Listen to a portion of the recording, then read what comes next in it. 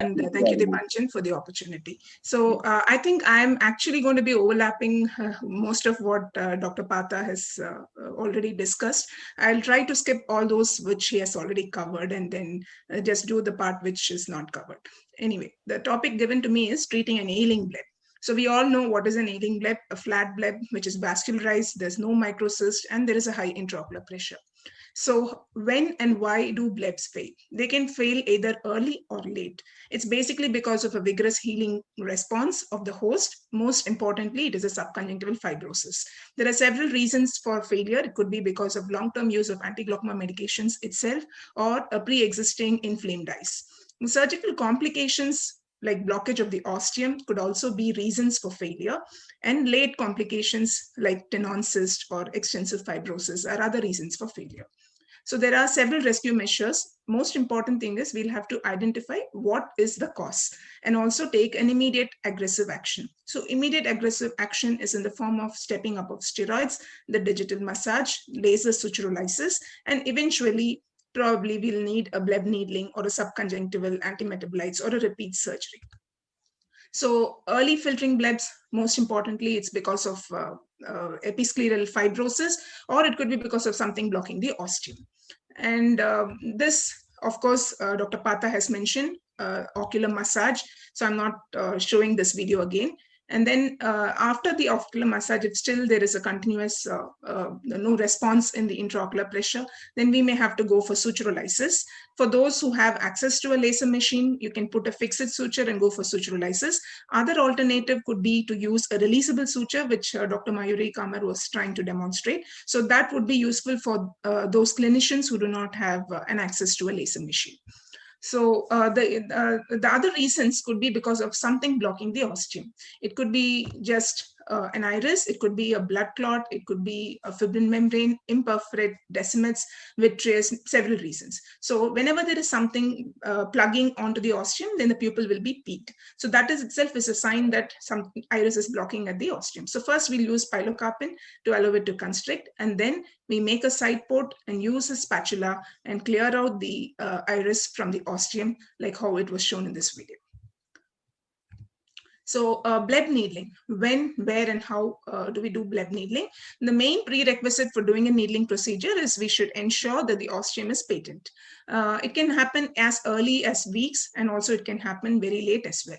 So exact identification of the nature of the fibrosis. It could be a subconjunctival fibrosis where we have to just target the subconjunctival area, which causes a little manipulation under the conjunctiva and elevate the bleb, or a subscleral where we may have to, there may be a subscleral fibrosis where there is a sclera which is adherent to the bed. So because of this, you may have to go under the scleral flap and release the adhesion. Sometimes we may even have to open the ostium which is covered by some fibrous tissue, so enter it into the anterior chamber. So there are several ways of doing a needling.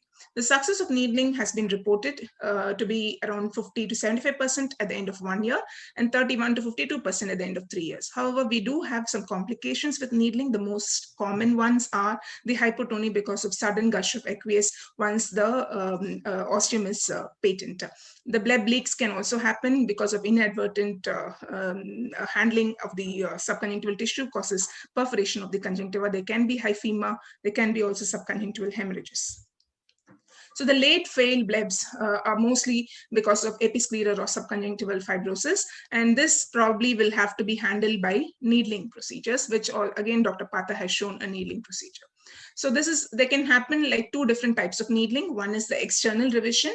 Here we can see that the first anesthetic agent is injected to balloon the conjunctiva, and then you use a 26 gauge needle which is loaded with viscoelastic and make to and fro movements to just excise the fibrous tissue which is beneath. So once you do that, it's a gritty feeling and you know that you're cutting into something. So once that is done, you can see that there is an elevation of the bleb because of the flow of aqueous. So then you inject a viscoelastic, and just posterior to this, you have to inject an antimetabolite like either a 5-FU or a mitomycin C. And then we have even internal revisions of the bleb, and then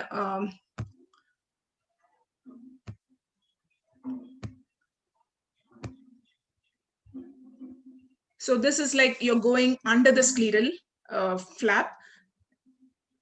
and you can see the needle being entered into the anterior chamber. So this is another way of doing it, either subconjunctively or subsclerally and entering into the anterior chamber. So this is a patient who had ologen. So you can see that the ologen is there, and then there are times we may have to go through the ologen and then do a needling. Because of want of time, I'm skipping this. So Dr. Deepanjan will be discussing about mitomycin and the advantage of that in needling.